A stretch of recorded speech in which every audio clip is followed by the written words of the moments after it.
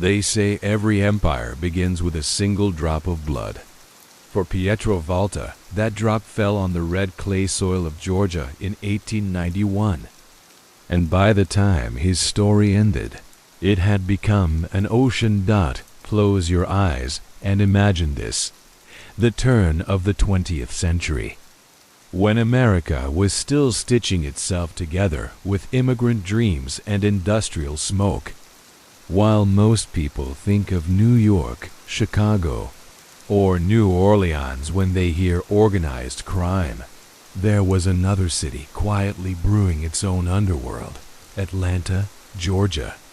And at the heart of that shadow empire stood a man whose name was whispered in Italian groceries, feared in back alleys, and unknown to history books until now.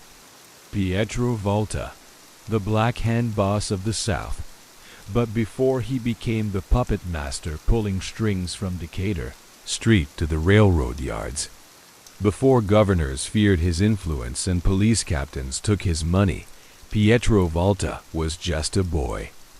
A boy born not in the cobblestone streets of Sicily or the tenements of Little Italy, but in the humid, mosquito-thick air of rural Georgia, where the smell of peaches mixed with the lingering bitterness of Reconstruction. Pietro's father, Domenico Volta, had arrived in Savannah in 1889, part of the wave of southern Italian immigration that most Americans have forgotten. While millions poured through Ellis Island into New York's embrace, thousands of others sailed into southern ports: Galveston, New Orleans, Mobile, and Savannah. They came with calloused hands and empty pockets, escaping the poverty of Calabria and Sicily, promised work on the railroads, in the cotton fields, and the emerging factories of the New South. Domenico was one of these men. Broad-shouldered, with eyes the color of chestnuts and a smile that could disarm suspicion, he found work laying track for the Southern Railway. The work was brutal, 14-hour days under a sun that felt like God's judgment, swinging a sledgehammer until your hands bled through the bandages. But Domenico endured. He had to. He'd left behind a wife, Filomena, pregnant with their first child, waiting for him to send for her once he'd saved enough money. That child was Pietro. By 1891. Domenico had scraped together enough to bring Filomena to America. She arrived in Savannah on a sweltering August morning, already 9 months heavy with child, having endured a crossing that nearly killed her. 3 days later, in a cramped boarding house that smelled of mildew and other people's cooking, she gave birth to Pietro Domenico Volta, the midwife, an elderly black woman named Pearl, who delivered half the immigrant babies in the neighborhood. Later told people she'd never seen a child born with such fierce eyes, eyes that seemed to already understand the world was going to be a fight. The Volta family settled in Atlanta when Pietro was 3 years old. Domenico had heard there was work in the city, real work, not just breaking your back on railroad gangs. Atlanta was rising from the ashes of Sherman's fire like a phoenix, or at least that's what the boosters said. The reality was grittier. The city was a patchwork of neighborhoods divided by color, class, and language. The Irish had their section, the Germans theirs. The black community confined to specific areas by invisible but ironclad rules and scattered among them all. The Italians, the Volta family, moved into a neighborhood that locals called Little Rome, though it was barely 4 square blocks clustered around Decatur Street and Central Avenue. Here, in shotgun houses with sagging porches and shared wells, the Italian immigrant community built their own small world. They opened groceries that sold olive oil and canned tomatoes imported from Italy at prices that seemed criminal. They started barbershops where men could speak Sicilian dialect, and not be mocked. They created mutual aid societies, fratellanzi, that helped when someone died, got sick, or needed a loan the banks wouldn't give them because their last name ended in a vowel. Pietro grew up in this insular world, a world that existed parallel to but separate from the larger Atlanta around it. His earliest memories were in Italian, the language of home, of his mother's lullabies, of his father's curses when the factory work didn't pay enough to keep them fed. English was the language of the outside, the language of the foreman who cheated you on your wages, the police who looked at you with suspicion, the school teachers who mispronounced your name until it sounded like a joke. Young Pietro was a quick study, absorbing everything with those dark, watchful eyes. His mother wanted him educated, dreamed he might become a pharmacist or a lawyer, someone respectable who could lift the family out of poverty. She enrolled him in the local public school when he turned 6, marching him there with his hair slicked back and wearing his only good shirt, starched so stiff it could stand up on its own. But school was a battlefield. The Irish kids called him Dago and Wop. The native-born white children treated all the immigrants like dirt on their shoes. But the Italians got special contempt. People weren't quite sure if they were white enough, European enough, Christian enough. The teachers were no better, dismissing Italian children as naturally suited for manual labor, not intellectual pursuits. When Pietro tried to answer questions in class, his accent became a source of mockery. When he got into fights defending himself or other Italian kids, he was the one sent home with notes of disapproval pinned to his shirt. By age 10, Pietro had learned more valuable lessons in the streets than he ever did in that classroom. He learned that respect wasn't given, it was taken. He learned that the world was divided into 2 types of people, those who had power and those who were crushed beneath it. He learned that the police weren't there to protect people like his family.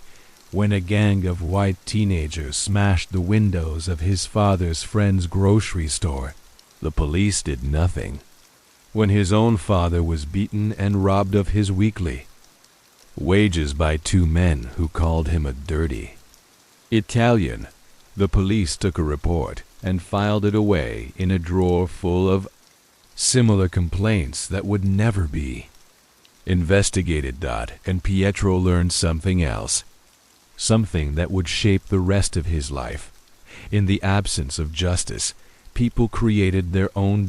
In Little Rome, there were men who commanded respect without badges or elected positions, men who walked with quiet authority, who settled disputes with a word, who ensured that widows weren't evicted and that cheating merchants suddenly became honest.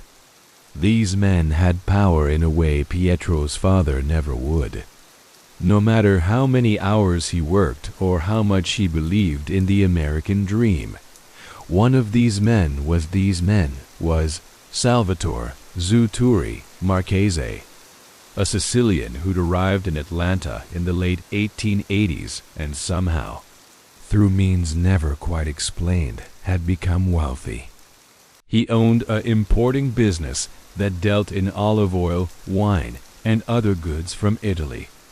He had a large house with a garden, dressed in suits that looked like they cost more than Pietro's father earned in 6 months. And when he walked through Little Rome, people nodded with genuine respect, not fear. Pietro's father spoke of Zuturi with the kind of reverence he otherwise reserved for saints. "That's a man who understands how to survive in America," Domenico would say. "A man who takes care of his people." Pietro was 11 when he first met Zuturi Marchese. It was a summer evening, the kind where the heat doesn't break even after the sun sets and the air feels thick enough to slice. Pietro had been sent to Marchese's importing warehouse on Decatur Street to deliver a message from his father, something about a cousin who'd just arrived in Savannah and needed work. The warehouse was a dark, cavernous space that smelled of wine barrels and cured meats. Filled with crates stamped with Italian words, Zuturi was in his office, a glass-walled room overlooking the warehouse floor. He was perhaps 50, with silver threading through his black hair, a face weathered but handsome, and hands that were surprisingly delicate for a man of his reputation. When Pietro was brought in by one of Marchese's men, Zuturi looked up from a ledger and studied the boy with eyes that seemed to see straight through to his bones. "You're Domenico's boy," he said in Sicilian. It wasn't a question. "Yes, sir," Pietro replied, his voice steady despite his hammering heart. "You have your father's build, but your mother's eyes. Sharp eyes. Eyes that watch and learn." Zuturi gestured to a chair. "Sit. Tell me, what do you see when you look at this city?" It was a strange question for an 11-year-old. But Pietro, without really thinking about it, answered honestly. "I see people who have everything and people who have nothing. And the people who have nothing work harder." Zuturi smiled, not a warm smile, but one of recognition. "And what does that tell you?" "That hard work isn't enough. That there are other rules. Hidden rules." The old man nodded slowly. "Your father is a good man. An honest man. But honest men die poor in America, and their children die poorer. Do you want to die poor, Pietro?" "No, sir." "Then you need to learn the hidden rules. You need to understand that this country, for all its flags and speeches about freedom, is still built on the same thing the old country was built on: power. Who has it? Who wants it? Who's willing to do what it takes to get it?" He leaned back in his chair. "Your father won't teach you this. Your mother certainly won't. But I can, if you're willing to learn." That conversation lasted maybe 10 minutes, but it changed the trajectory of Pietro's life. Zuturi didn't offer him a job that day. Pietro was too young. But he planted a seed, showed a path that existed outside the factory gates and railroad yards. Over the next few years, as Pietro grew from a boy into a young man, he found himself drawn into Zuturi's orbit. At first, it was small things. Running messages between Marchese's warehouse and various businesses around Little Rome, keeping an eye on who came and went from certain locations. Simple errands that paid better than any legitimate work a teenager could find. But Pietro was learning. He was learning how the system really worked. How money flowed through channels that never appeared on any bank ledger. How disputes were settled with a quiet conversation in a back room, rather than in courts that didn't care about immigrant problems anyway. He was learning the geography of power in Atlanta, which police captains could be reasoned with, which politicians needed support, which businessmen were secretly in debt to people like Zuturi by the time Pietro was 16. He dropped out of school entirely. His mother wept, his father raged, but Pietro was unmoved. He'd found something more valuable than a diploma that wouldn't get him anything but factory work anyway. He'd found his place in the hidden architecture of the city. He'd also found his talent. Pietro Volta discovered he had a gift for reading people, for understanding their motivations and fears with an instinct that couldn't be taught. He could walk into a room full of arguing men and within minutes identify who truly held power and who was just making noise. He could negotiate disputes between hot-headed Italian merchants with a calmness that belied his age. And when negotiation failed, when someone needed to be reminded of their obligations or the consequences of betrayal, Pietro could deliver that message with a cold efficiency that made even Zuturi's older, more experienced men uncomfortable. There was something in Pietro's eyes, in the way he could look at a man and make them understand that he would do absolutely anything necessary to achieve his goals. No hesitation, no conscience that would wake him up at night. Just pure, focused will. By 17, Pietro had killed his first man. The circumstances were almost mundane in their inevitability. A gambling debt, an Irish thug who thought he could welsh on money owed to Zuturi's organization, a confrontation in an alley behind a pool hall on Marietta Street.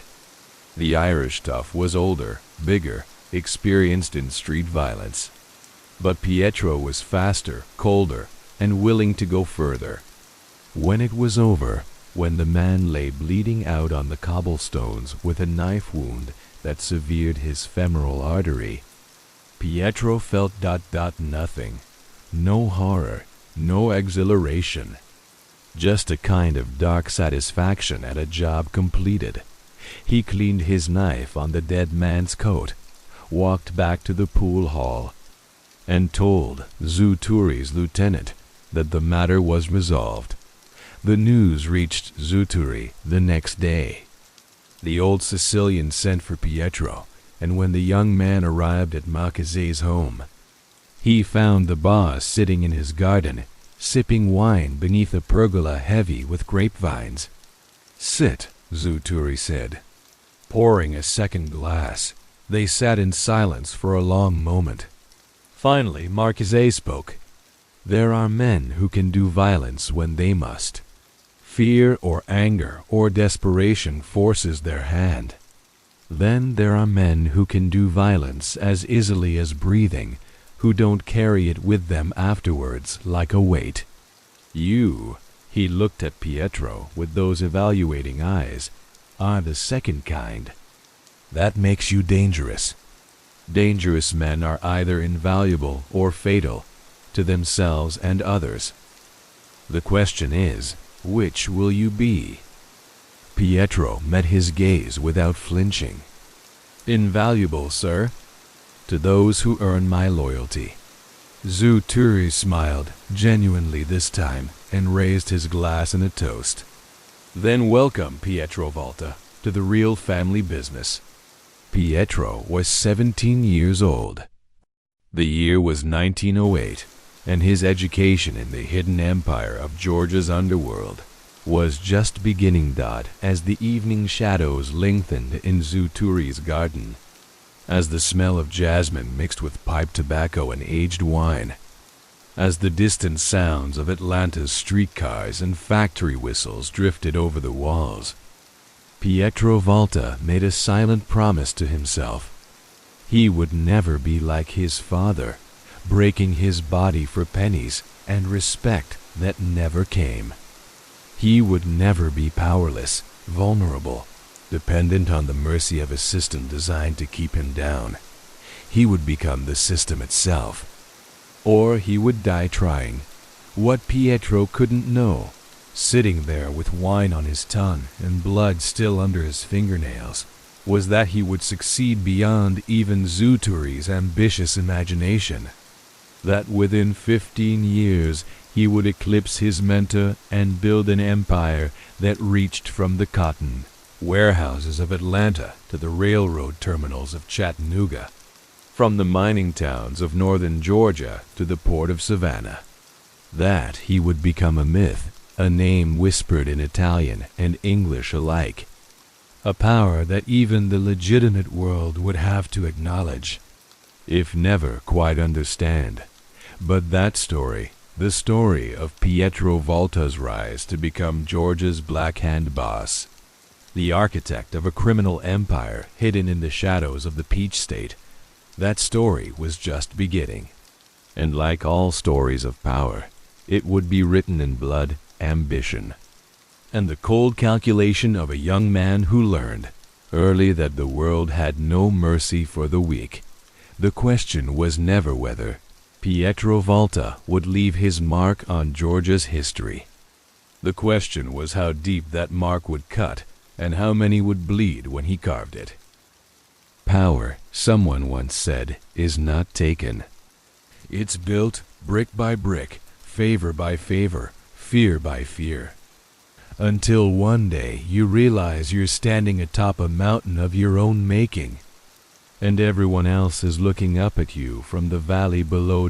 Pietro Volta understood this instinctively, and between 1908 and 1915, he would construct his mountain with the patience of a mason and the ruthlessness of a general. But let's be clear about something from the start. Pietro wasn't building a traditional mafia family like the ones historians would later romanticize in books about New York or Chicago. The South didn't work like that.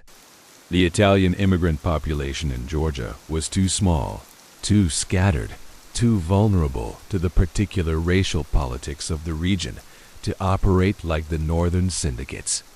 In the South, where white supremacy reigned and the color line was enforced with violence, Italians existed in a strange liminal space, not quite white enough for full acceptance, but not black enough to be completely excluded from white privilege. This precarious position required a different kind of organization, something more subtle, more integrated into the existing power structures, more adaptable to the Southern way of doing business. Pietro Volta would create exactly that, an invisible empire that operated not in opposition to the establishment, but as its shadow, its unacknowledged partner, its dirty little secret. The first step was understanding the territory. By 1910, Pietro had become Zutturi Marchese's most trusted lieutenant, a position that gave him insight into the full scope of their operations. The importing business was legitimate on paper: olive oil, wine, canned goods from Italy. But hidden inside those shipments, buried in false bottom crates and wine barrels, came other commodities: cocaine from Sicily, morphine diverted from pharmaceutical suppliers, and eventually, when Prohibition was still just a temperance dream, the infrastructure for what would become a liquor empire. But the real money, Pietro learned, wasn't in the goods. It was in the services. Zutturi had built his power on being indispensable to the Italian community. New immigrants needed help navigating American bureaucracy. Zutturi's organization could expedite paperwork, find jobs, arrange housing. A merchant needed protection from thugs who saw Italian businesses as easy targets. Zutturi's men provided security, for a reasonable percentage, of course. Someone needed a loan that banks wouldn't give them because of their accent and last name. Marchese could arrange financing, though the interest rates reflected the risk. Pietro absorbed all of this, but he saw something Zutturi, trapped in old-world thinking, couldn't quite grasp. The real opportunity wasn't just serving the Italian community. It was becoming the bridge between the underworld and the overworld, between the criminal economy and the legitimate one, between the people who wanted things done and the people willing to do them. Regardless of legality, Pietro's first independent move came in 1911, and it involved cotton. Georgia in 1911 was still Cotton Kingdom, even as the boll weevil crept across the South like a plague. The cotton trade was worth millions, and like any industry worth millions, it attracted men willing to cut corners and break laws for profit. Pietro identified an opportunity.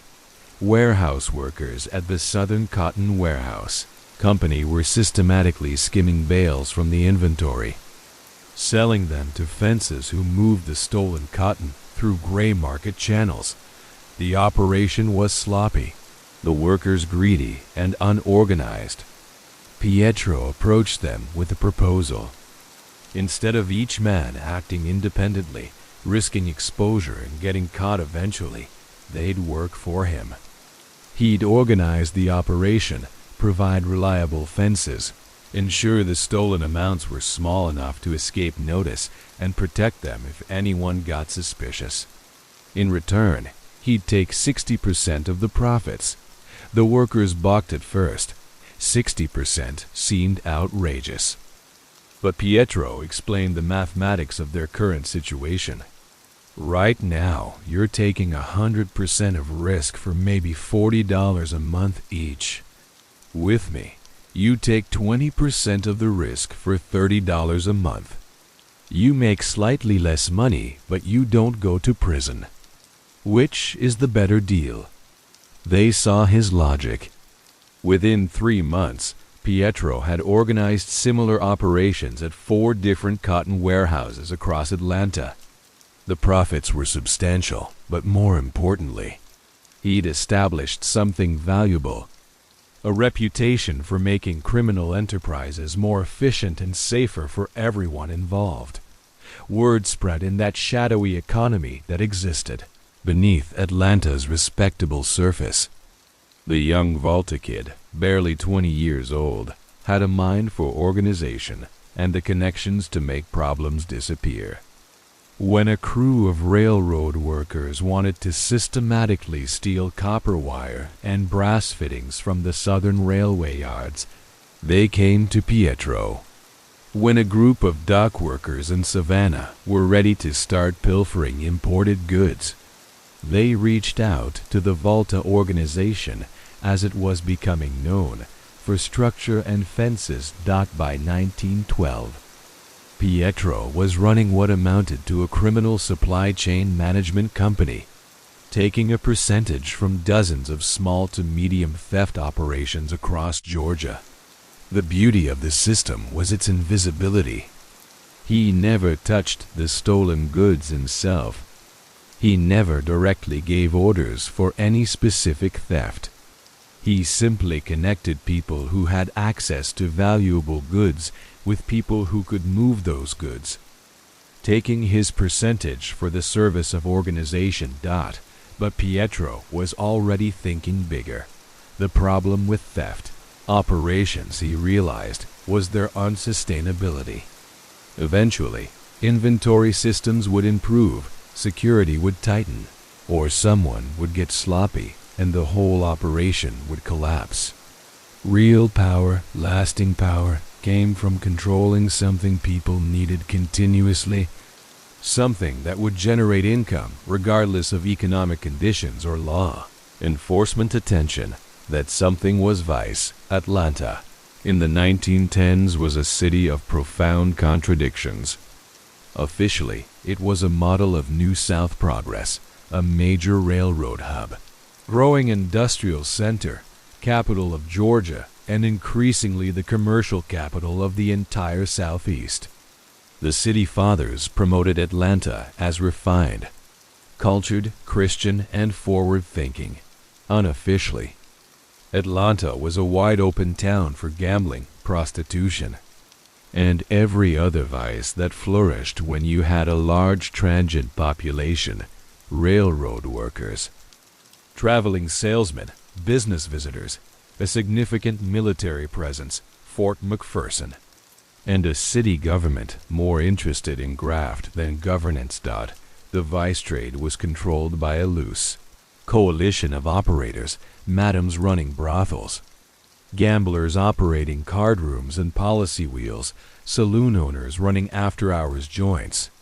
Each paid protection money to the police and to various political machines, but there was no overall coordination, no system.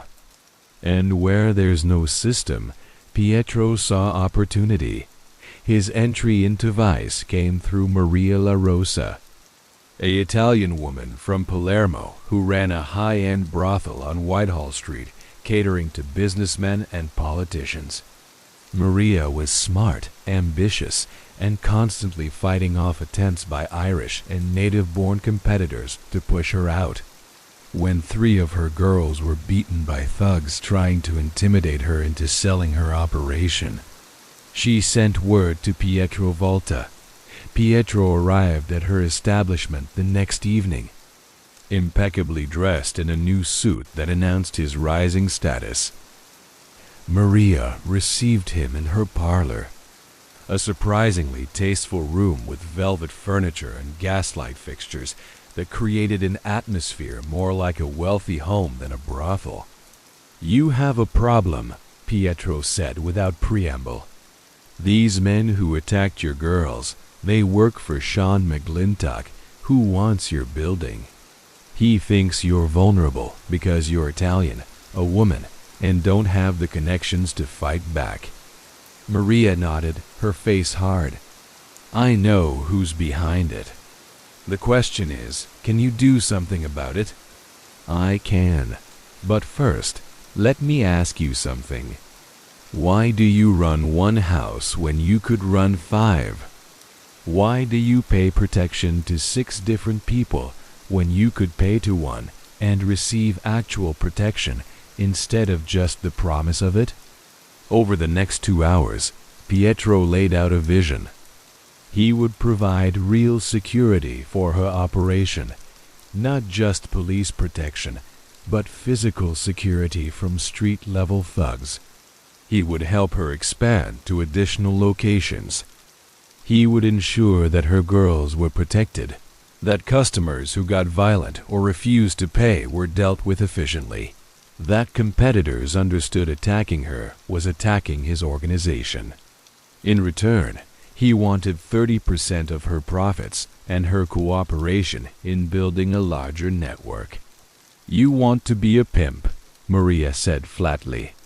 "No," Pietro corrected. "I want to be what the banks are to legitimate business. Infrastructure, organization, protection. You run your houses however you want. You keep your independence. But you operate under an umbrella that makes you stronger, safer, and more profitable." Maria studied him for a long moment. Finally, she extended her hand. 30%. But I want final say on how my houses operate and who works there." Pietro shook her hand. "Done." Within a year, Pietro had organized most of the Italian-run vice operations in Atlanta under his protection umbrella. It wasn't quite a monopoly. The Irish still controlled significant territory. Black operators ran the vice trade in black neighborhoods, though Pietro established profitable working relationships with several, and there were independent operators who refused to join any organization. But it was enough. Enough to make Pietro Volta, at 21 years old, one of the most powerful vice lords in Atlanta. Enough that politicians started taking meetings with him. That police captains understood crossing him had consequences. That legitimate businessmen who wanted a prostitute for a visiting client or a private gambling game for important customers new to contact. The Volta organization but Pietro's expansion into vice revealed something else. It brought him into direct competition with Turi Marchese. The old boss had been content to run his importing business. His protection rackets in Little Rome, his quiet, loan sharking operations. He saw the vice trade as beneath him, something for lower-class criminals.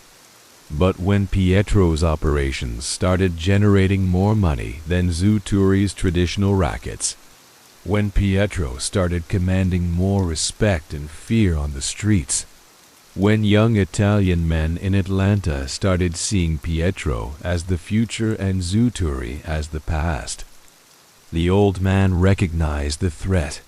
The confrontation came in the spring of 1913. Turi summoned Pietro to his home. The same garden where they'd toasted Pietro's entry into the organization 5 years earlier. But there was no wine this time, no warm welcome. Just Zuturi sitting rigid in his chair, flanked by his 2 most loyal men. And an atmosphere cold enough to frost the budding grape leaves on the pergola. "You've forgotten where you come from," Zuturi said, his voice like stone grinding on stone. "You've forgotten who gave you your start, who taught you everything you know. Now you operate independently. You keep money that should flow through me. You make decisions without consultation. This is disrespect, Pietro. This is betrayal." Pietro had expected this moment. He'd prepared for it. He understood that in the underworld, succession was rarely peaceful, that the old lion would never simply step aside for the young wolf. But he'd hoped, perhaps naively, that Zuturi would be wise enough to see the inevitable. "With respect, Zuturi, I haven't forgotten anything. Everything I am, I owe to your teaching. But what you taught me was to see opportunities and take them, to build power instead of waiting for it to be given, to understand that loyalty is earned, not commanded. I've done exactly what you would have done at my age." "What I would have done," Zuturi said, his voice dropping to a dangerous whisper, "is know my place, is recognize hierarchy, is understand that the soldier doesn't become a general simply because he wins a few battles." "And what you're not understanding," Pietro replied, his own voice calm but immovable, "is that the world is changing. The old ways, the old families, the old territories, they're dying. Prohibition is coming, Zuturi. You read the newspapers. The temperance movement is winning. Within 2, 3, maybe 5 years, alcohol will be illegal across the entire country. And when that happens, whoever controls the liquor trade in the South will become richer than any of us can imagine." He leaned forward. "I'm not betraying you. I'm trying to build something bigger than personal loyalty, bigger than one neighborhood or one city. I'm trying to build an organization that will survive and thrive for decades. And I'm inviting you to be part of it, as an advisor, as an elder statesman. But I won't stop building it, and I won't pretend that you still control what happens in this city." The silence that followed was absolute. Zuturi's men tensed, hands moving toward weapons. Pietro sat perfectly still, showing no fear because he had none. He'd calculated this moment down to the percentage. 70% chance Zuturi would see reason. 20% chance they'd try to kill him here, and he had his own men waiting outside. 10% chance something unexpected would happen. Zuturi surprised him. The old man stood, walked to Pietro, and placed both hands on his shoulders, a gesture that was either a blessing or a prelude to violence. "You remind me of myself," Zuturi said quietly. "Not as I am now, but as I was when I first came to this country, hungry, fearless, willing to do whatever was necessary." He released Pietro and stepped back. "I won't fight you. I'm too old, too tired, and too smart to start a war one might not win. But understand this, you're choosing a harder path than I ever walked. The bigger you become, the more enemies you'll make. The more you integrate with the legitimate world, the more they'll try to use you and then destroy you. And the empire you're building, it will demand everything you are and everything you might have been." He turned away, suddenly looking every one of his 60-plus years. "Go, build your empire. But remember this conversation when it all starts to crack, when the people you trust betray you, when the politicians you buy turn on you, when you're sitting alone wondering if it was all worth it. Remember that I warned you. Pietro left that garden knowing he'd crossed a threshold he could never uncross. Zu Turi Marchese would retire from active operations over the next year, dying peacefully in 1916 from a heart attack that some suspected was hastened by poison, but was more likely just the inevitable end of a hard life. By the time of his death, Pietro had already surpassed him in every measurable way, but Zu Turi's warning would prove prophetic, because as Prohibition approached, as Pietro Volta positioned himself to control the liquor trade across Georgia, as he expanded his operations into gambling, prostitution, protection, smuggling, and every other profitable crime, he was indeed building an empire.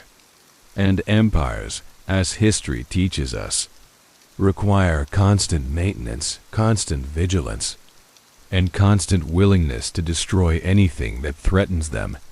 The years between 1913 and 1920 saw Pietro Volta transform from a local crime boss into a regional power. He established alliances with criminal organizations in Chattanooga, Savannah, Birmingham, and even reached agreements with operators in New Orleans and Miami. He cultivated relationships with corrupt politicians across Georgia, ensuring that laws were enforced selectively and blind eyes were turned at crucial moments. He built a reputation for being ruthlessly efficient while maintaining a bizarre kind of honor. He kept his word, paid his debts, and only resorted to violence when absolutely necessary.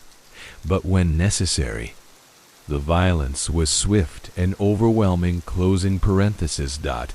By the time the 18th Amendment was ratified in 1919, banning the manufacture, sale, and transportation of alcohol across the United States, Pietro Volta had already established the supply chains, distribution networks, and political protection necessary to become Georgia's primary bootlegger. He was 28 years old. He was worth, conservatively, $500,000, equivalent to over $7 million today. He owned legitimate businesses, property across Atlanta, and had financial interests in everything from restaurants to construction, companies to nightclubs operating as private clubs to skirt the new prohibition laws, and he was just getting started. The 1920s would see Pietro Volta's empire reach its zenith. He would become a man whose name commanded respect and fear in equal measure, whose reach extended from the State House to the streets, whose organization was so deeply embedded in Georgia's economic and political infrastructure that removing it would have been like trying to perform surgery on your own spine.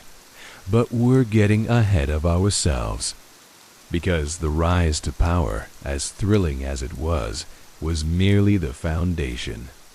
The true test of Pietro Volta's empire, its glory, and its eventual crumbling, that story belongs to what came next. In 1920, as America entered the grand experiment of Prohibition, as jazz music floated from illegal speakeasies and Model Ts cruised streets where fortunes were being made in the shadows, Pietro Volta stood at the peak of his power, master of an empire few even knew existed. He looked out at his domain and saw infinite possibility. What he couldn't see was the darkness gathering on the horizon, the betrayals brewing in his own organization, the law enforcement agents who would dedicate their careers to destroying him, the changing times that would make his kind of operation increasingly difficult to maintain. But that's the curse of empire builders. They see the mountain they've climbed, not the avalanche waiting above. The rise was complete. The empire was built. Now came the hard part, keeping it. They say the jazz age belonged to New York, that Chicago owned the roaring 20s, that Los Angeles invented the modern American dream. But in the shadows of the Peach State, Pietro Volta built something those cities never had. An empire so perfectly camouflaged in the fabric of legitimate society that even its enemies couldn't tell where the criminal. Enterprise ended and respectable Georgia began. The year 1920 marked the beginning of America's grand social experiment in legislating morality. On January 17th, the Volstead Act took effect, implementing the 18th Amendment's prohibition on alcohol. The temperance movement celebrated in churches across the nation. Certain they'd saved America's soul from the demon liquor, what they actually did was create the greatest criminal opportunity in American history. And Pietro Volta was positioned to capitalize on it like few others in the South. Let's paint the picture of Pietro's empire at its peak, circa 1925. By then, he controlled an operation that would have impressed any corporate executive. If corporate executives dealt in bootleg whiskey, illegal gambling, and every other vice that Prohibition-era America pretended to abhor while enthusiastically consuming, the foundation of Pietro's operation was liquor. Georgia, you see, had gone dry even before national prohibition. Passing state prohibition laws in 1907, this gave Pietro and other forward-thinking criminals a 15-year head start in learning how to supply a thirsty population with illegal alcohol. By 1920, Pietro had the system perfected. His supply chain was a masterpiece of logistics that would have made Henry Ford jealous. Liquor came into Georgia through multiple routes, each carefully designed to minimize risk while maximizing volume. Ships from Cuba and the Bahamas unloaded at small ports and inlets along the Georgia coast, where Pietro's men transferred the cargo to trucks that moved inland under cover of darkness. Trucks from Canada ran down through Tennessee and into northern Georgia, their manifests declaring machinery parts while carrying cases of genuine Canadian whiskey. And for customers who couldn't afford imported liquor, Pietro operated a network of hidden distilleries in the mountains and rural areas of North Georgia, producing moonshine that ranged from barely drinkable to surprisingly good. Depending on the price point, the distribution network was equally sophisticated. Pietro established a system of drops, legitimate businesses that served as distribution points. A furniture warehouse on Decatur Street, for instance, received regular shipments of cabinets that were actually hollowed-out cases holding bottles of whiskey. A produce distributor in Savannah moved crates of vegetables that clinked suspiciously. A lumber yard in Chattanooga sold treated wood at prices that seemed absurdly high until you realized each board had a bottle strapped underneath it. From these distribution points, the liquor flowed to Pietro's retail outlets, hundreds of speakeasies, blind pigs as they were called in the South, and private clubs across Georgia. Some were upscale establishments catering to Atlanta's business elite, hidden behind false walls in restaurants and hotels. Others were working-class joints in mill towns and railroad yards, where men could get a drink, place a bet, and find female company all under one tin roof.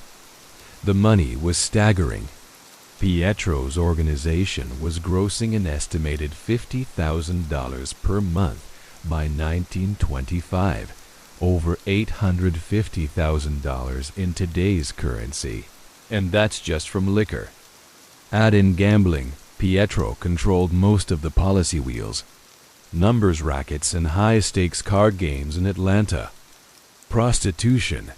The network of brothels had expanded to 15 locations across 3 cities. Protection rackets, any business that wanted to avoid trouble paid monthly fees, and various other enterprises, theft rings, labor intimidation, smuggling. And you're looking at an operation worth millions. But Pietro understood something that many gangsters of his era didn't. Money was only useful if you could keep it, spend it, and protect it. Raw power wasn't enough.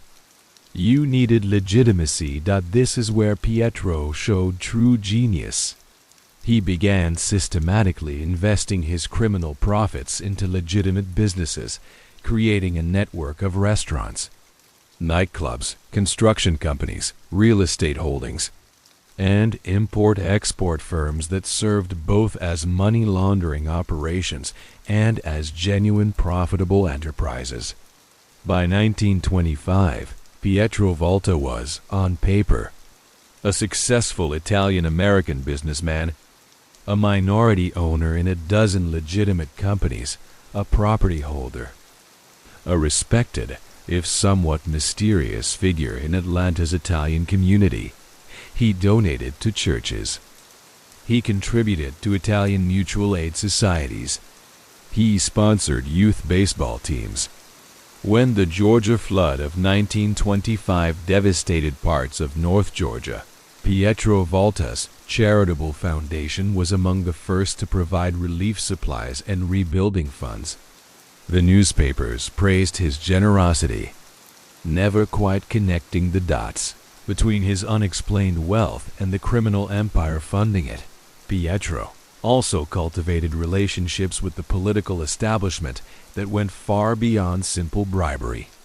He became a political power broker, delivering the Italian vote in municipal elections, providing campaign contributions, sometimes in cash-filled envelopes, sometimes in legitimate donations filtered through his businesses, and offering services that political machines found invaluable. Mayor James L. Key, who served from 1919 to 1923, was particularly close to Pietro's organization.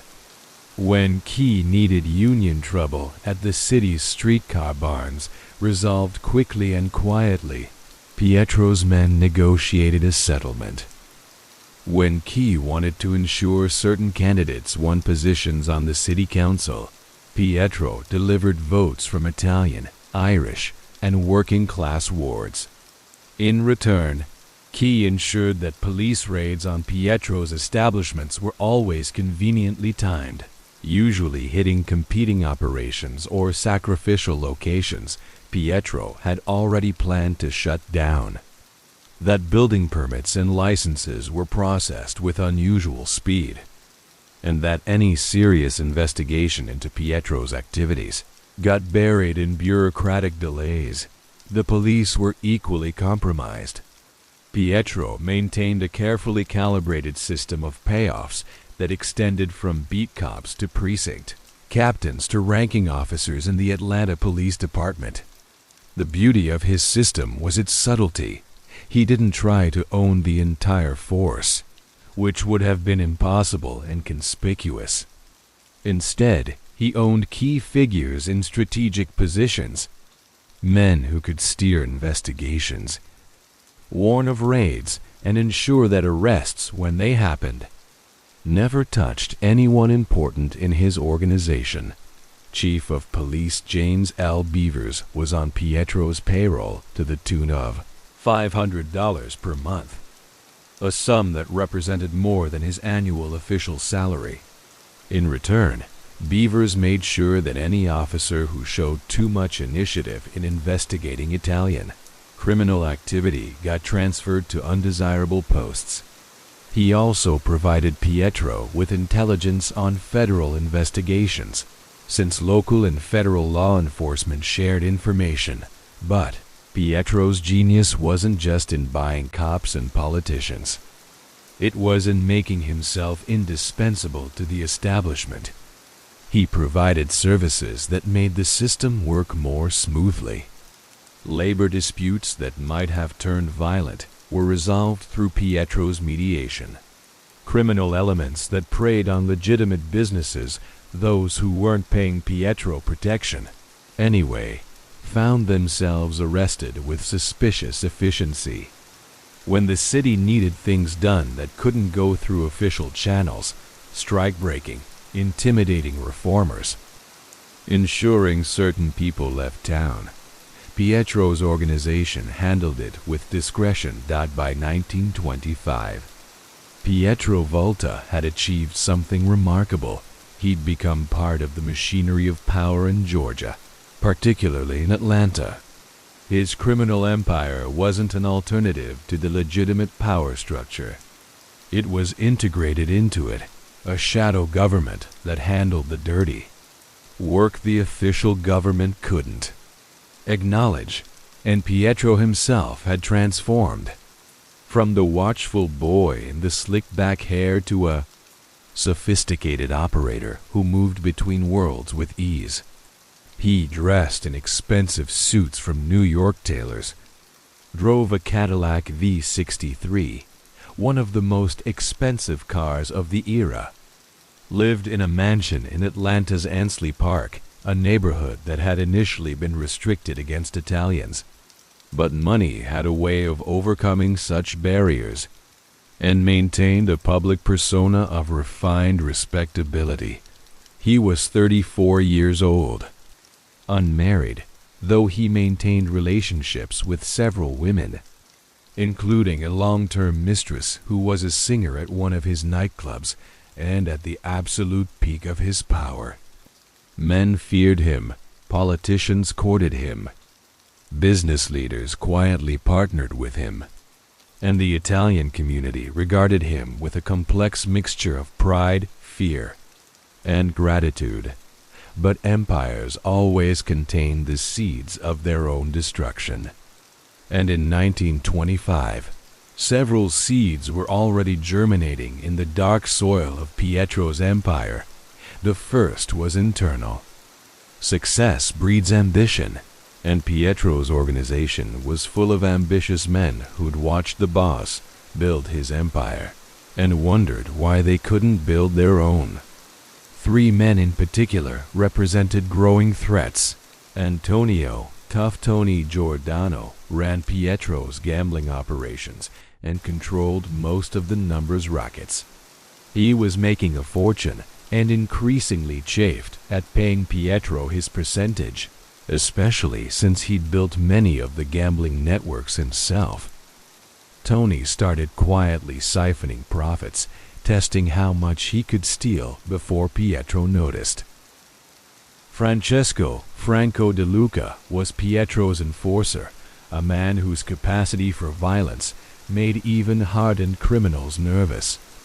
Franco had done things for Pietro that most men wouldn't do for any amount of money. He'd earned his position through loyalty and brutality.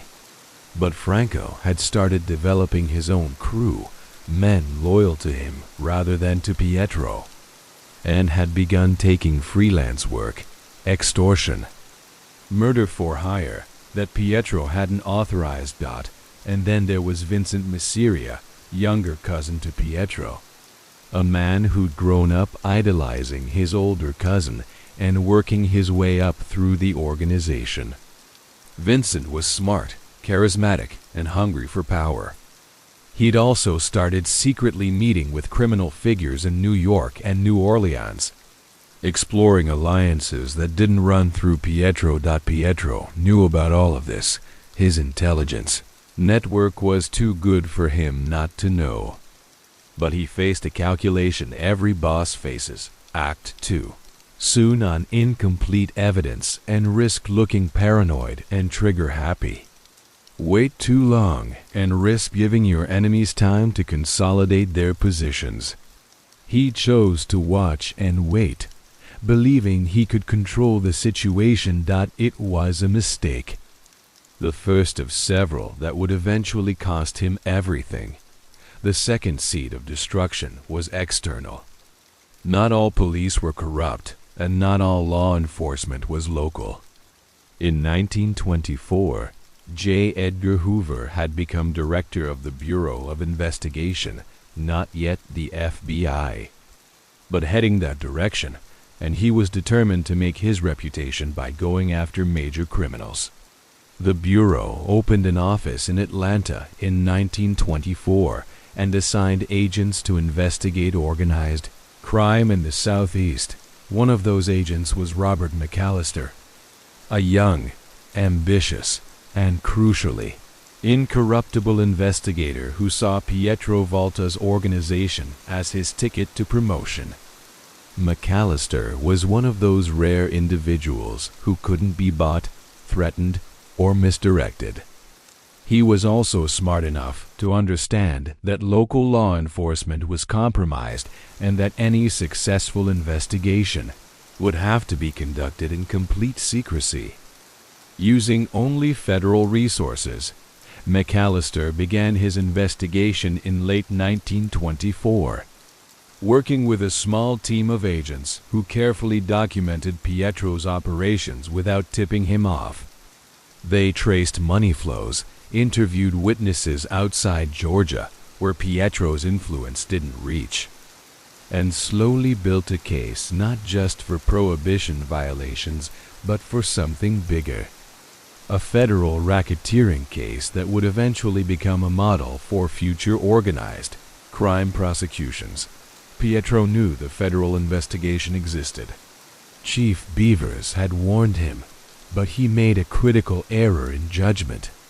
He assumed federal agents would be as easy to handle as local police. He assumed his political connections would extend to the federal level. And he assumed that his integration into legitimate society would protect him from serious prosecution. He was wrong on all counts. The third seed of destruction was social change. By the mid-1920s, America was beginning to turn against prohibition. The grand experiment was clearly failing. Alcohol consumption hadn't decreased significantly. Respect for law had plummeted, and criminal empires like Pietro's were proof that you couldn't legislate morality. Reform movements were emerging, but not the kind Pietro had dealt with before. These weren't just temperance advocates. They were good government types who wanted to clean up corruption, restore faith in institutions, and dismantle the intimate relationship between crime and politics that existed in cities across America, not in Georgia. This movement found a champion in Ellis Arnold, a young attorney who would eventually become governor. In 1925, Arnold was just starting his career, but he was already making noise about political corruption and the alliance between criminal elements and the establishment. He didn't have power yet, but he represented a changing tide, a future where men like Pietro Volta would find it increasingly difficult to operate with impunity. But in 1925, all of this was still just clouds on the horizon. For Pietro Volta, sitting in his office above his nightclub on Peachtree Street, the empire seemed invincible. He'd survived challenges before.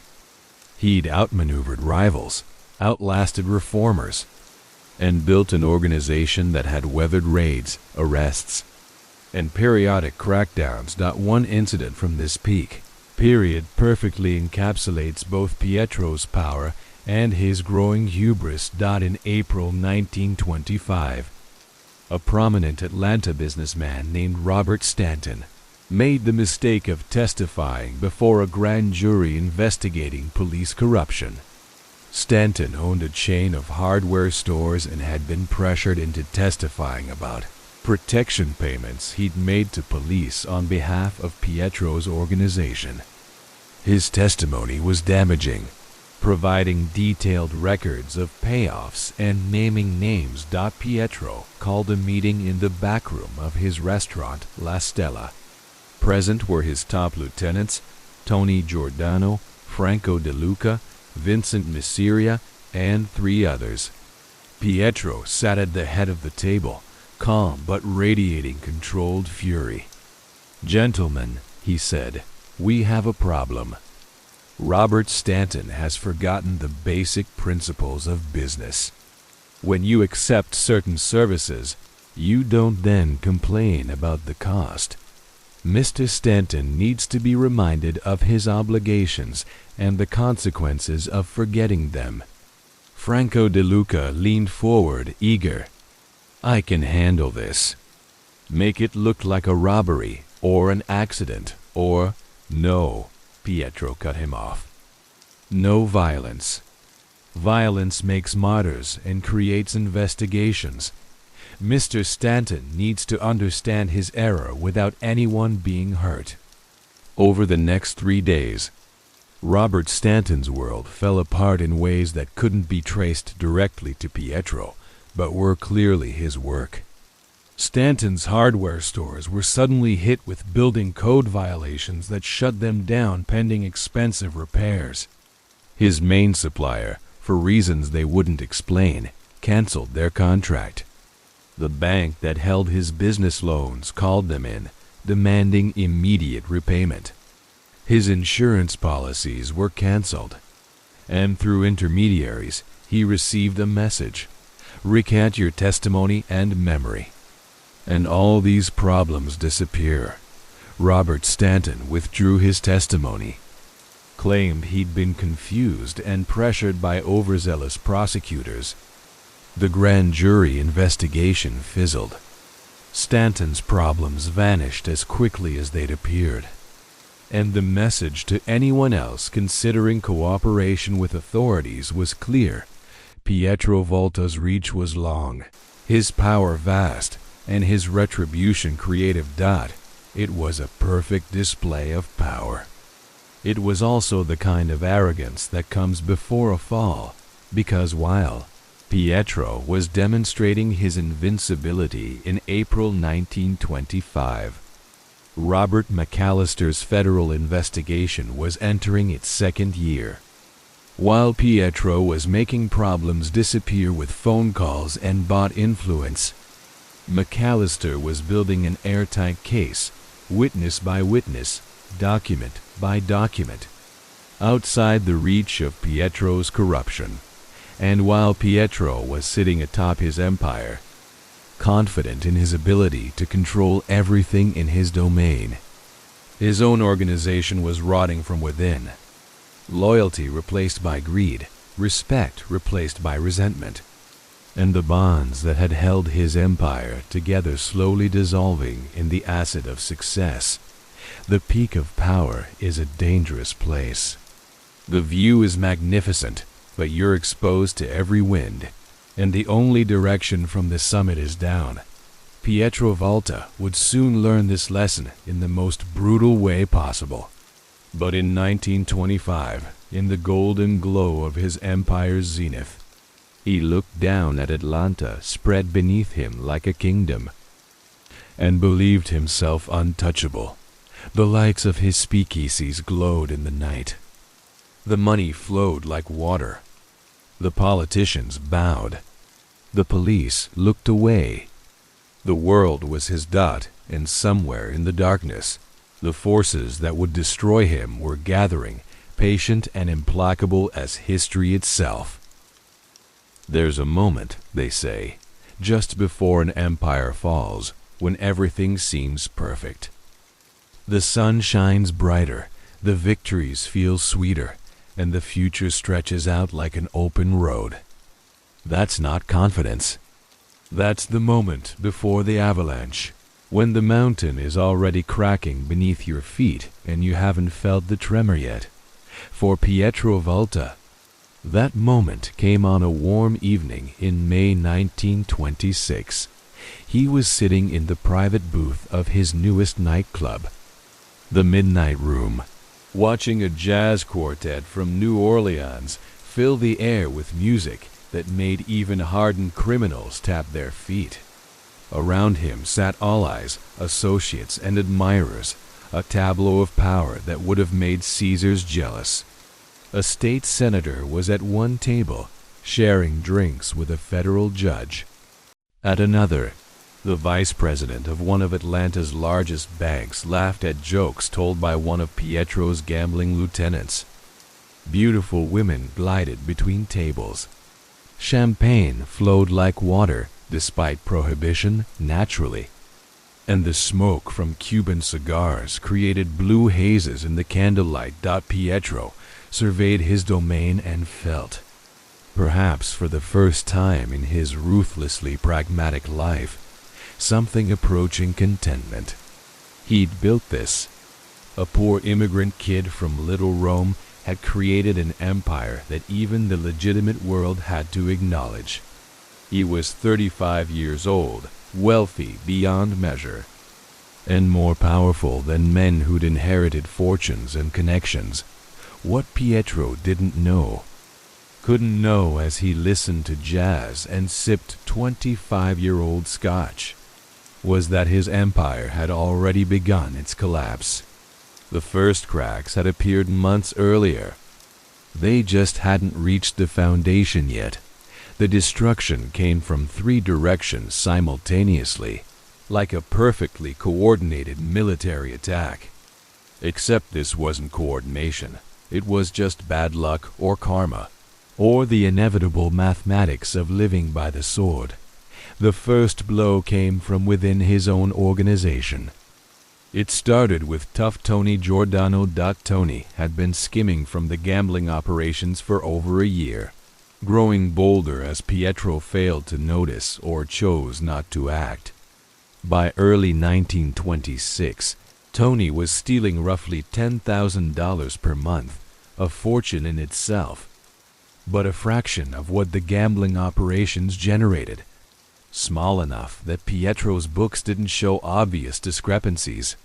Tony had also been building his own power base, cultivating relationships with criminal figures in Tennessee and Alabama, preparing for the day when he'd break away from Pietro's organization entirely. That day came sooner than Tony planned. Thanks to Franco De Luca. Franco, Pietro's longtime enforcer, had discovered Tony's theft through his own intelligence network. Franco saw this as an opportunity.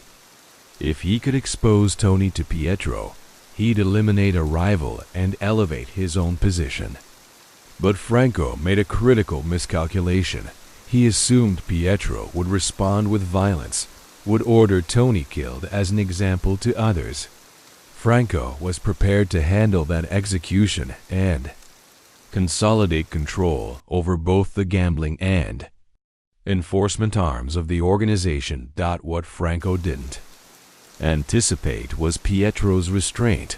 When Franco brought evidence of Tony's theft to Pietro in March 1926, presenting detailed records of the skimming operation, Pietro's response was measured. He called a meeting with Tony, laid out the evidence, and gave him an ultimatum: return the money, accept a demotion and heavy oversight, and this would be forgotten. Refuse, and there would be consequences. It was the reasonable, businesslike response of a man who still believed he could control the situation without bloodshed. It was also a catastrophic mistake. Tony interpreted Pietro's restraint as weakness. He refused the ultimatum, and instead of accepting demotion, he fled to Chattanooga with $50,000 in cash and began actively recruiting Pietro's people to join a competing organization. Within weeks, 3 of Pietro's gambling operations in North Georgia had switched allegiance to Tony. The defections were accelerating. Franco was furious. He'd expected Pietro to let him kill Tony, to make an example that would reinforce everyone's loyalty through fear. Instead, Pietro had negotiated like a businessman, and now they were facing an actual rebellion. Franco began quietly questioning whether Pietro still had the ruthlessness necessary to lead. It was at this moment of internal crisis that the second blow landed: the federal investigation. In June 1926, Robert McAllister's patient, methodical work paid off. He'd built a case against Pietro's organization that didn't rely on local witnesses who could be intimidated or bought, or local evidence which could be suppressed by corrupt police. Instead, McAllister had focused on federal crimes, tax evasion, interstate transportation of illegal alcohol, use of the Postal Service for illegal gambling operations, and conspiracy to violate federal prohibition laws.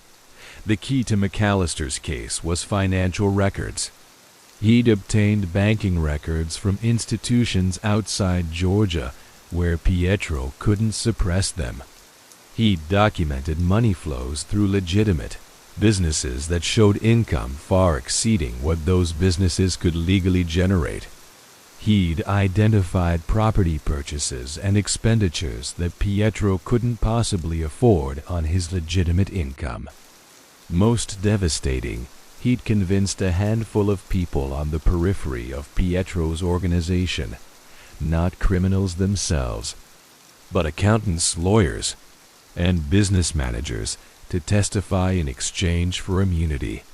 On June 15, 1926, a federal grand jury handed down indictments against Pietro Volta and 15 other members of his organization on 18 separate federal charges. The indictments were sealed, and McAllister moved quickly to arrest as many of the indicted men as possible before Pietro's sources in law enforcement could warn him. They got 12 of the 15. But they didn't get Pietro. Chief Beavers, despite McAllister's attempts at secrecy, got word of the indictments 24 hours before the arrests.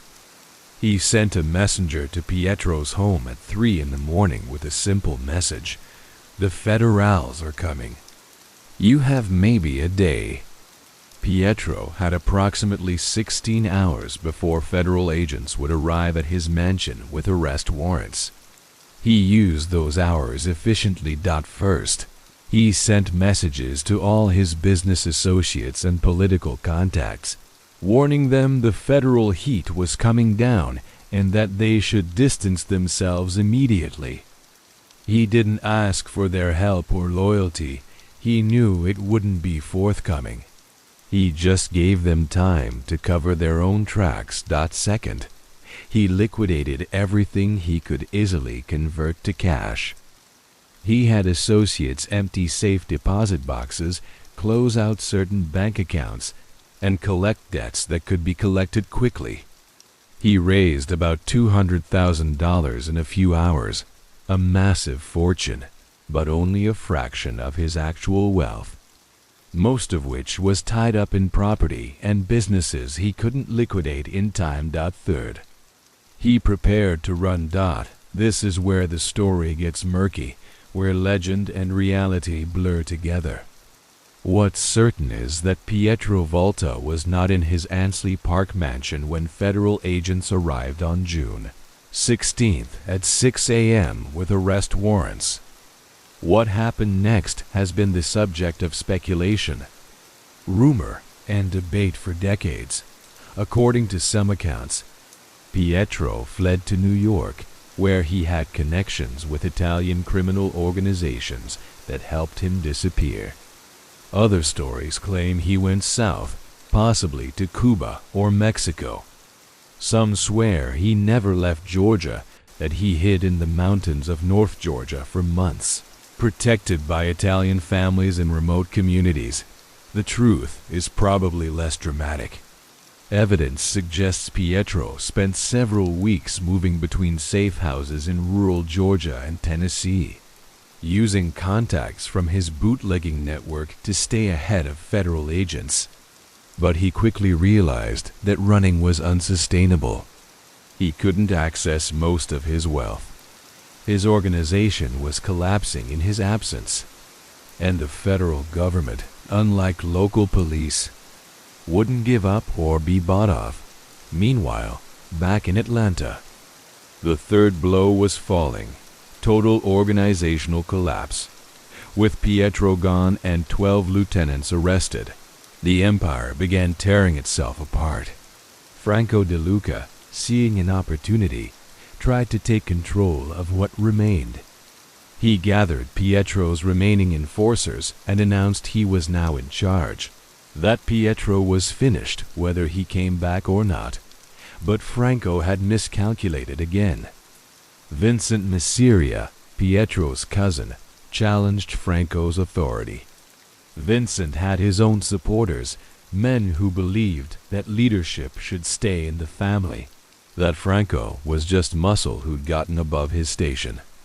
The two factions began fighting, initially with words and threats, but escalating quickly to violence. On July 3, 1926, Franco De Luca was shot and killed outside a speakeasy on Marietta Street. 3 of Vincent's men were arrested for the murder, but the charges were eventually dropped for lack of evidence. Franco's death eliminated one claimant to Pietro's throne, but it also signaled that the organization had descended into open warfare. Tough Tony Giordano, watching from Chattanooga, saw his opportunity. He began aggressively expanding into Atlanta, taking over gambling operations, speakeasies, and protection rackets that Pietro's collapsing organization couldn't defend. By August 1926, Tony controlled roughly half of what had been Pietro's empire. Vincent Masiria controlled most of the rest, but he lacked Pietro's political connections, his business acumen, and his ability to balance ruthlessness with restraint. Within months, Vincent had alienated the political establishment. He was far too demanding and indiscreet in his corruption, lost several key businesses to federal seizure, and made enemies of other criminal organizations through aggressive expansion attempts. The empire Pietro had spent 15 years building was destroying itself in a matter of months, and Pietro, in hiding, heard about all of it. Every betrayal, every defection, every piece of his life's work being torn apart by men he'd trusted, men he'd elevated, men who owed him everything. The psychological toll was devastating. One account from this period comes from Father Giuseppe Marini, a priest at Our Lady of Assumption Catholic Church in Atlanta's Little, Rome. Father Marini's diary, discovered in church archives in the Dinger, 1970s, includes an entry from September 1926, describing a late-night visit from Pietro, who came to the rectory seeking something, counsel, absolution, or maybe just a moment with someone from his past who wasn't trying to betray or arrest him. Father Marini wrote, "PV came tonight, looking a decade older than when I last saw him. He spoke of betrayal, of building an empire on sand, of loyalty being a myth men tell themselves. He asked if I thought God could forgive what he'd done. I told him God could forgive anything if the repentance was genuine.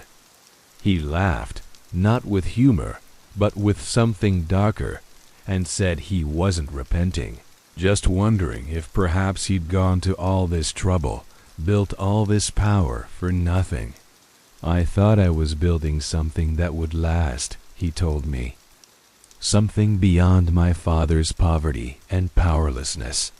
But maybe Zuturi was right. Maybe the only thing empires do is collapse. And the only question is whether you're standing in the rubble when they do. By October 1926, Pietro understood he had only two choices: stay in hiding forever, constantly looking over his shoulder, watching his empire be divided among jackals, or surrender on his own terms and try to salvage what he could. He chose surrender, but not to just anyone.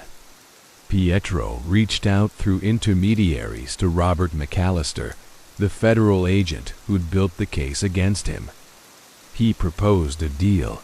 he would surrender voluntarily and plead guilty to certain federal charges in exchange for a reduced sentence and, crucially, protection from his former associates who now had incentive to see him dead before he could testify against anyone. McAllister agreed.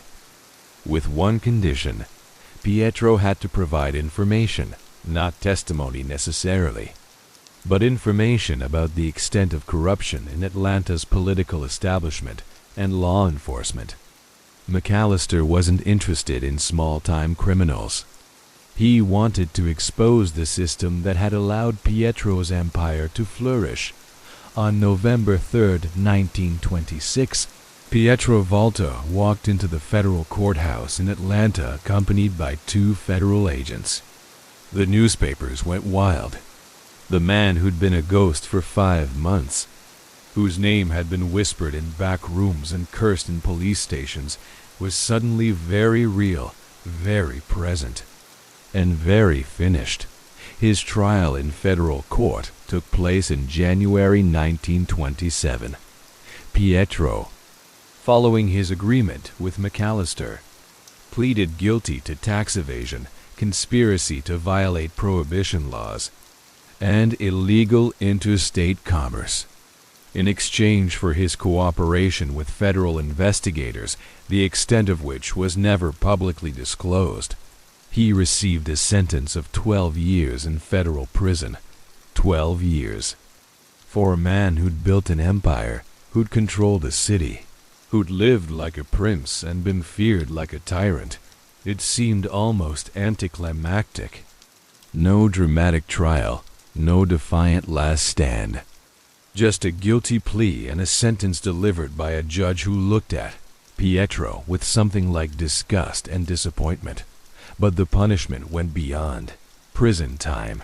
The federal government seized everything. His mansion in Ansley Park? Seized. His businesses? Shuttered or sold at auction. His investments? Frozen and appropriated. His bank accounts? Emptied to pay fines and restitution. By the time the government finished with him, Pietro Volta was bankrupt. His 15 years of empire building reduced to a few personal possessions and the clothes on his back, his political protectors, the judges and politicians and police chiefs who'd taken his money and assured him of their loyalty, vanished like smoke. Mayor Key, whose administration had been deeply compromised by Pietro's organization, declined to run for re-election. Chief Beavers was forced to retire under a cloud of scandal. 3 city councilmen and a state senator were indicted on corruption charges, though most eventually beat the charges through legal maneuvering and missing witnesses. The legitimate businessmen who'd secretly partnered with Pietro suddenly couldn't remember his name, denied ever meeting him, and destroyed any records of their associations. The Italian community in Little Rome had mixed reactions. Some saw Pietro as a cautionary tale, proof that crime didn't pay and that the old ways led only to prison. Others saw him as a hero brought down by a corrupt system, a man who'd fought for his people and been betrayed by everyone around him. Most just felt a profound sense of loss. Like it or not, Pietro Volta had been a power, a protector, a source of pride that an Italian immigrant could become so influential. His fall was, in some ways, their fall too. On March 15, 1927, Pietro Volta was transferred to the federal penitentiary in Atlanta. Ironic. Spending his sentence in the city he'd once controlled. He was 36 years old. He would serve 8 years before being paroled for good behavior in 1935. But the Pietro Volta who walked out of prison in 1935 was not the same man who'd walked in. Prison had broken something in him, not his body. He was still physically imposing, still carried himself with a certain bearing, but his spirit. The world had changed during his incarceration. Prohibition had been repealed in 1933, eliminating the revenue source that had built his empire. The Depression had restructured the economy and the criminal underworld alike. His old organization was long gone, torn apart and absorbed by new operators. And most devastating of all, Pietro discovered that he'd been forgotten. The newspapers that had covered his trial with breathless fascination had moved on to new scandals. The streets where his name had once commanded respect barely remembered him. A new generation of criminals operated in Atlanta, and they knew Pietro Volta, if they knew him at all, as ancient history.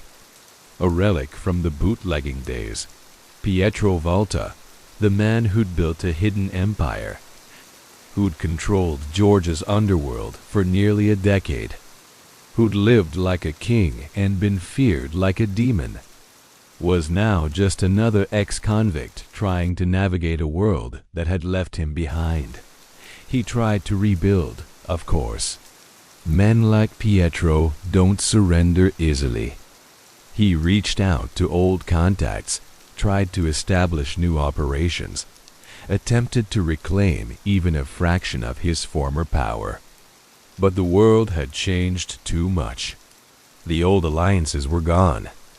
The old corruption networks had been disrupted.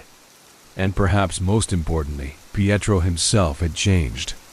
The ruthlessness that had built his empire had been replaced by something more cautious, more hesitant, more aware of consequences. By 1940, Pietro Volta was living in a modest apartment in Little Rome, working as a bookkeeper for an Italian importing company, legitimate this time, and trying to pretend that the empire had never existed. He'd gone from mansion to tenement, from power to obscurity, from emperor to subject, all in the space of 15 years. The fall from grace was complete. The empire had crumbled. The king was dethroned. And somewhere in the ruins, there were lessons waiting to be learned, though whether Pietro ever fully learned them, we'll discover in the final part of his story.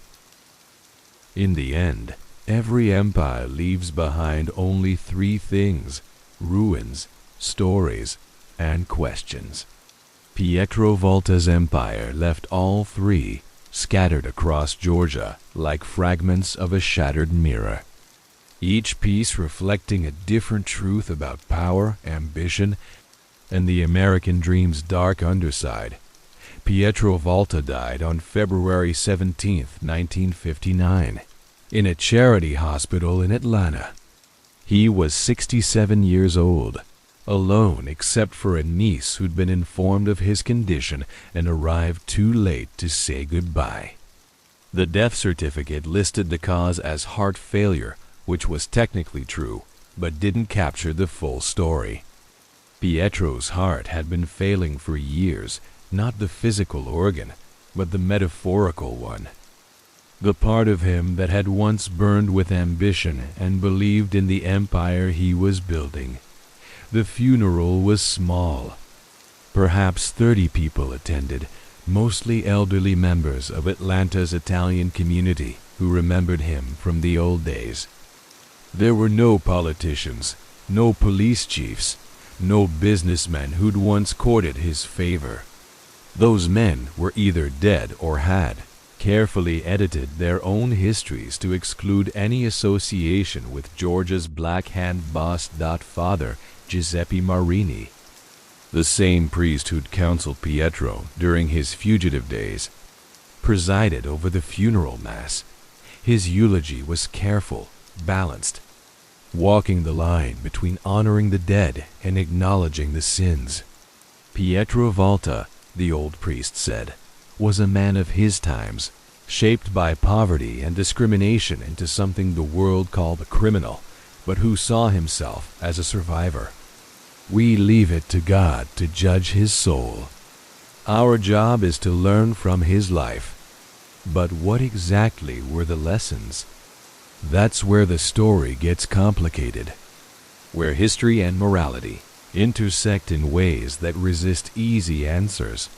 Let's start with what happened in Pietro's final years, because they tell their own story about legacy and irrelevance after his failed attempts to re-establish himself in the early 1940s.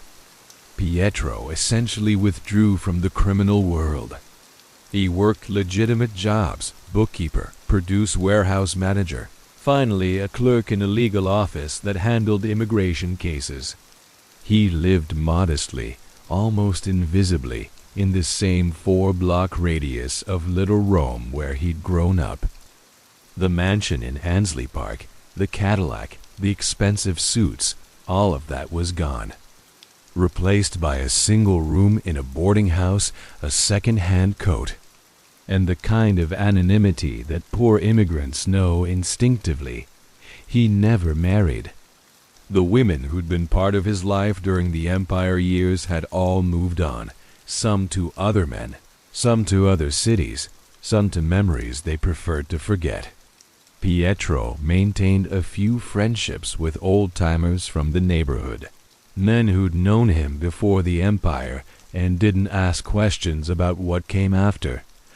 They'd sit in Italian social clubs, playing cards and drinking wine, talking about the old country and the early days in Atlanta, carefully avoiding the subject of Pietro's lost empire. One of these friends, a barber named Enzo Calabresi, later described Pietro in his final years. He was like a ghost of himself. Still had that way of looking at you, like he could see right through you, but there was sadness in it now. Sometimes he'd start to tell a story, something from the old days, then stop himself, like he'd remembered it wasn't real anymore. Or maybe like he'd realized no one wanted to hear it. The few times Pietro did speak about his past, he expressed profound regret. Not necessarily moral regret about the crimes, that was more complicated, but practical regret about mistakes made, opportunities mishandled, the failure to see his own downfall coming. "I thought I was smarter than everyone," he told Enzo once, during a late-night conversation fueled by too much wine. "That was my real mistake. Not the crimes, not even the violence. It was believing I could control everything, that I could keep all the plates spinning, that loyalty could be enforced through fear and money. But loyalty, real loyalty, that's something different. Something I never understood until I didn't have it anymore." Another time, he reflected on the nature of power itself. "You know what power is, Enzo? It's a loan, not a possession. The world loans it to you for as long as you can maintain the illusion of control. But the moment that illusion cracks, the moment people see you're just a man who can bleed and fall and fail, they take the power back, and you realize you never really had it at all." These weren't the words of the ruthless young boss who'd built an empire. These were the reflections of an old man who'd lived long enough to see his life's work reduced to cautionary tales and fading memories. But what about the legacy? Did Pietro Volta leave anything lasting behind? The answer is yes, though not in ways he would have chosen. First, Pietro's empire, and more importantly, its collapse, fundamentally changed how law enforcement approached organized crime in the South. Robert McAllister's methodical federal investigation became a model for future operations. The realization that local corruption made local prosecution impossible led to increased federal involvement in combating organized crime. The tactics McAllister developed, following the money, building cases outside the area of operation, using federal tax and interstate commerce laws to circumvent local protection, became standard practice in a very real sense. Pietro Volta's empire created the blueprint for its own destruction. Every subsequent organized crime boss in the South would face a law enforcement apparatus that had been refined by taking down Pietro **2. Pietro's integration of criminal enterprise with legitimate business, his cultivation of political connections, his creation of an empire that existed in the shadows of respectable society, all of this presaged how organized crime would evolve in the later 20th century. The old-style gang violence and territorial wars gave way to more sophisticated operations that laundered money through legitimate businesses, corrupted institutions from within, and operated more like corporations than street gangs. Pietro Volta was, in many ways, ahead of his time. He understood that the future of organized crime lay in invisibility, in becoming so deeply embedded in the legitimate economy that removing criminal elements would damage the whole system. He just wasn't able to sustain that vision long enough to perfect it. Third, and perhaps most interesting, is Pietro's legacy within Atlanta's Italian-American community. This is where the moral complexity becomes impossible to ignore. For decades after his death, Pietro Volta was a figure Italian families didn't discuss, at least not publicly. He represented both a source of shame, the criminal Italian stereotype that the community was desperate to overcome, and a complicated kind of pride, the poor immigrant who'd risen to genuine power in a system designed to keep him down. But as time passed, as the Italian community became more integrated into mainstream Atlanta society, as second and third generation Italian Americans achieved success through legitimate means, the Pietro Volta story underwent a transformation. He became almost mythical, his crimes softened by nostalgia, his empire reimagined as a necessary response to discrimination and exclusion. This kind of romantic revisionism happens with many historical criminals. Think of how Jesse James or Billy the Kid or even Al Capone have been partially rehabilitated in popular memory. But it raises troubling questions. How do we remember people who did terrible things in response to terrible circumstances? Does oppression justify criminality? Can we acknowledge both the injustice that created someone like Pietro and the injustice he inflicted on others? These aren't abstract questions. Pietro's empire wasn't victimless. His gambling operations destroyed families. His prostitution network exploited vulnerable women. His enforcement tactics left people beaten, terrorized, and occasionally dead. His corruption of police and politicians undermined democracy and the rule of law. Yes, he faced discrimination. Yes, the system was rigged against Italian immigrants. Yes, legitimate paths to success were largely closed to people like him. But does that justify what he became? This is the central moral question of Pietro Volta's legacy, and it's one that doesn't have an easy answer. Maybe that's appropriate.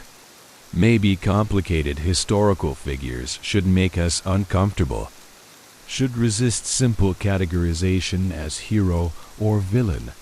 What we can say with certainty is that Pietro Volta's story reveals deep truths about American society in the early 20th century.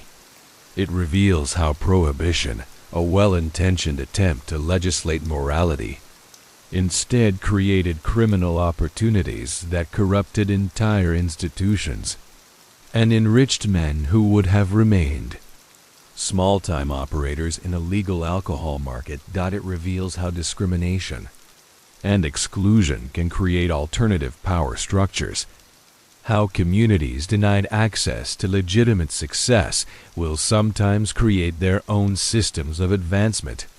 Legal or not, That reveals the dark bargain at the heart of American urban politics in this era, the way criminal elements and political machines form symbiotic relationships, each feeding off the other, until it became impossible to tell where legitimate governance ended and criminal enterprise began.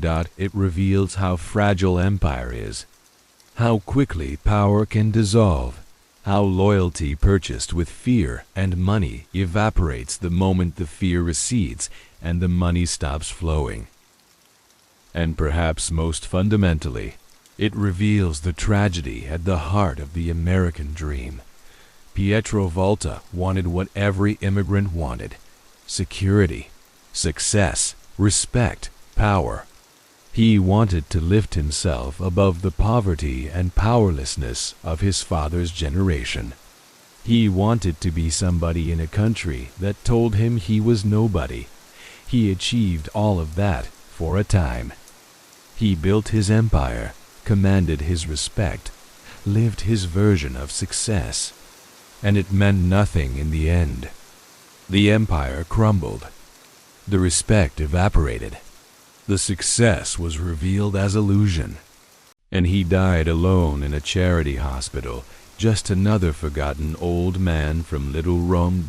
Was he a monster?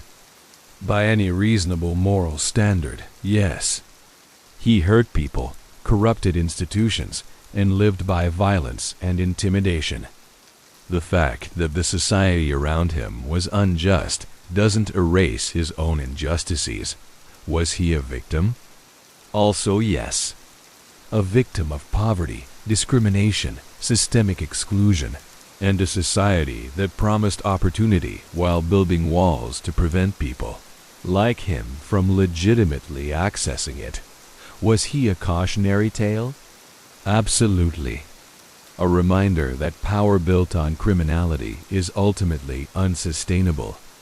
That empires constructed in shadows will eventually be exposed to light. That loyalty purchased is never truly owned. But here's the uncomfortable truth. Pietro Volta was also just a man. A man who made choices, some forced by circumstance and some purely selfish. Who built something remarkable, even if it was built on terrible foundations. Who learned lessons too late to apply them. Who dreamed big and fell hard. In the end. Pietro Volta's hidden empire exists now only in historical records, fading memories, and stories like this one. The buildings where his speakeasies operated have been demolished or repurposed. The mansion in Ansley Park belongs to someone else now, occupied by people who've never heard of the Italian gangster who once called it home. The streets where he commanded respect are walked by people who don't know his name. This is how empires die, not with explosions but with silence. Not remembered but forgotten, reduced from reality to rumor to nothing at all. Yet there's something profound in that forgetting. Something worth contemplating as we reach the end of this story. Pietro Volta spent 15 years building power, convinced he was creating something that would last, something that would establish his legacy and prove that a poor Italian immigrant could achieve greatness in America. And in less than 15 years, it was all gone. Erased so thoroughly that most Georgians today have never heard of Georgia's Blackhand. Boss, what does that say about the empires we build? The power we pursue, the legacy we imagine we're creating? Maybe that the only lasting empire is the one we build in how we treat people, in the good we do, in the kindness we show. All the rest, the money, the power, the fear, the respect purchased through intimidation, it all turns to dust so quickly. Or maybe there's a different lesson. Maybe Pietro Volta's forgotten empire is exactly what he earned, the precise legacy his choices deserved. Maybe obscurity is justice. Maybe being forgotten is the appropriate end for a man who chose violence and exploitation over legitimate struggle, who took the easy path of criminality instead of the hard path of honest achievement. The truth, as with most things, probably lies somewhere in between. Pietro Volta was neither pure villain nor tragic hero. He was a human being who faced difficult circumstances and made choices that brought him temporary power and ultimate ruin. His empire was real while it lasted. His fall was total when it came. And now he's a ghost story, a whisper from history. A name in old court documents that almost no one reads. That's the real legacy of empires, built in shadows. They return to shadows, as inevitable as sunrise, as final as death. If you've made it to the end of Pietro Volta's story, thank you for joining me in the shadows of Georgia's hidden history. This tale of ambition, power, betrayal, and ultimately irrelevance reminds us that the empires we build are only as lasting as the foundation they're constructed upon. Pietro Volta built his empire on sand, and like all such structures, it couldn't withstand the tide. What do you think? Was Pietro Volta a product of his circumstances, or did he choose his own path to damnation?